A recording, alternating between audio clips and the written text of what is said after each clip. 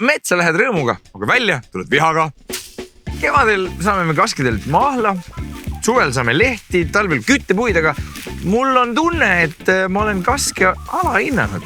Sul on täiesti õigus, et kevadel tasuks korjata pungasid ja lehti, mis sisaldavad palju C-vitamiini, A-vitamiini ja B-grupi vitamiini. Varakevadeseid lehti ja pungi tasub kasutada toidus, pane neid siirupi sisse, smuutidesse, salatitesse ja tegelikult praegu tasub koguda ka lehti teetarbeks ja on hea mõtlema hakata ka jaanipäeva vihtedele. Ja see kõlab nagu vaimse tervise vitamiin ka.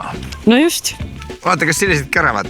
Jaa, tasub valida noored, leherikkad ja painduvad oksad. Oksad sätid siis kenasti kimpu, niimoodi, et lehed jääksid väljapoole ja seod lihtsalt otsast kinni ja ongi viht valmis. Ei ole mitte suvaline pundar, vaid ikkagi disainbukett. Iga eestlane võiks teha enne jaanipäeva mõned kasevihad ühe kohe kasutamiseks ja teised talveks kuivama.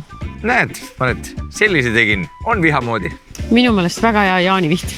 Jah, minu arust ka. Vihtasid saate kaasikust, aga vitamiine noppige apoteekast.